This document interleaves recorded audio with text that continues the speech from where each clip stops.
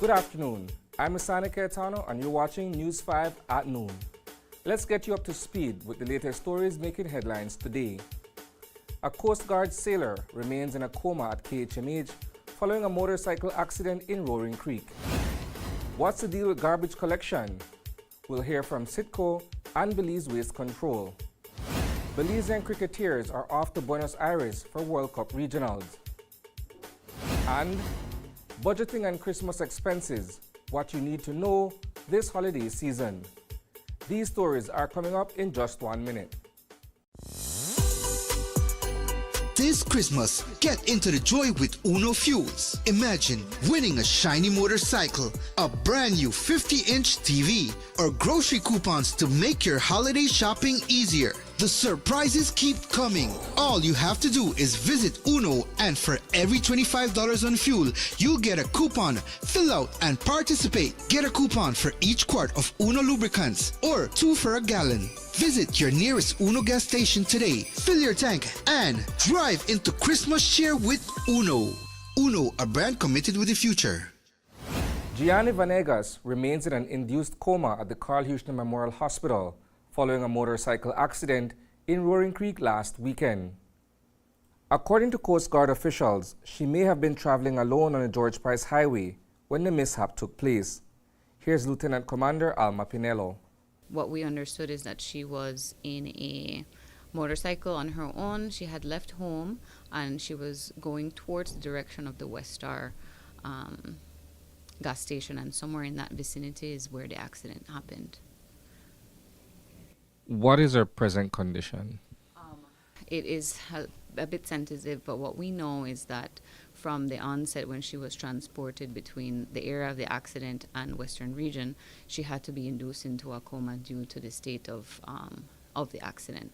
What we know is that she was put into a coma to be transported over into KHMH, which she has been there since early Saturday morning, and she also had a broken arm. Okay. This accident happened presumably while she was off duty? She had just come in from patrol, actually, so she was on her stand down. She had come in from Consejo about maybe 3 or 4 days before that, and so she was on her relaxed down time at home. What can you tell us about Ms. Vanegas in terms of her service here at the Belize Coast Guard? She recently joined with Intake 11, so she has been in the Coast Guard now for a year. This December makes a year that our Intake 11 has been in the Coast Guard. She has been a part of the fleet, so in operation she has been very active, actually, both in operations and in athleticism. She was a part of a team for our Wonder Woman Challenge this year. She did the triathlon recently, the Coast Guard triathlon in September, a part of the coordinating team for our Family Day, for the Coast Guard Master Chief Football Tournament. So she's been very active in both non-operational and operational roles, and she's a member of Sector North and Alpha Company. For the past 2 weeks, some streets in Belize City have been overflowing with smelly, unsightly trash. The issue is that the Belize City Council is short on cash and hasn't been able to pay the garbage collection company for the past 3 weeks. Today, News 5 spoke with Councillor Kaya Katus, who is responsible for sanitation maintenance. She said the council is working with Belize Waste Control to resolve the issue. The company responsible has not been picking up the garbage for whatever reasons, and as a result of this, the residents of Belize City have been left with garbage on the streets, and it has been looking bad, feeling bad. Nobody wants to see garbage everywhere. I understand the reason is because the council has been unable to meet the garbage fee, collection fee, and has the council sat down with these people to try to work out something? Has the central government even intervened? Last week, Deputy Prime Minister said, Cordell Hyde said, there might be some need for an intervention by central government. Has all of that taken place? This garbage situation has been ongoing even before our council. A David Fonseca administration Zenaida Moya administration, Darrell Bradley administration, and now a Bernard Wagner administration. And if we can see that all these mayors, all these heads have had an issue with garbage situation and for whatever reason cannot come to something or some kind of proper arrangement to get it resolved, then we have to look deeper into it, because that is telling you that there is more to whatever contract there is. Has the council received a lawsuit from the solid waste, the company, because of non-payment? I am not able to comment on that. Well, as the council responsible though, can you say when we can expect that the streets will be clean, the garbage won't be out there lying around for days on end? So we have been trying our best to clean the areas that we can. However, it is not within the scope of the contract for the city council trucks to actually pick up residential garbage. So it's not something that we can just take our trucks and go out there and pick up the garbage, because then that will cause another problem. So we are trying to work as best as we can with the company and see how best we can rectify the situation as soon as possible. Have they given any assurances? Not able to comment on that. We also spoke with the general manager of Belize Waste Control. According to James Nisbet, the company is doing its best to service the old capital with existing resources. As with any businesses, we do have some issues from time to time, operations-wise, financial-wise. However, the company has been able to work through all of those difficulties in the past. And we were sure that we will have some difficulties going forward. However, we have been doing all that we can with the resources that are available to us in collecting the garbage.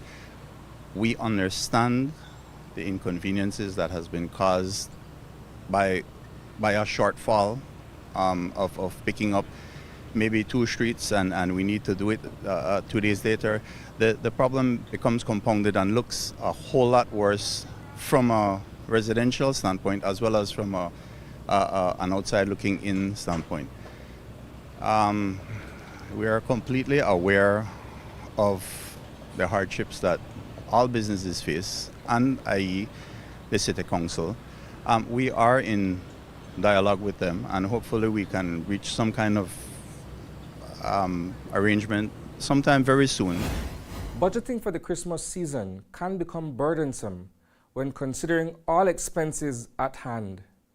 With only 20 days left before the 25th of December, in tonight's installment of the 5-Point Breakdown, Paul Lopez will break down the Belize Christmas budget. Here's some of what to expect. When it comes to how we view budgeting for Christmas, we have a saying in Belize, which is wrong. We say Christmas bring your own money. Now, that has not been my experience, but clearly some people still truly believe that Christmas bring your own money. There's a high chance that whatever you made in November, that's the same amount of money you're going to make in December. And so that has to be a reality. Some of us are privileged to work in companies where you get a little bonus, but not $1 million. And, you know, there are Christmas cheers, like you get your little ham and turkey for your area rep. So little goodies are going around, but it's not something where you could plan your whole Christmas budget around. So the idea that Christmas bring your own money is not one that I think we need to get rid of that.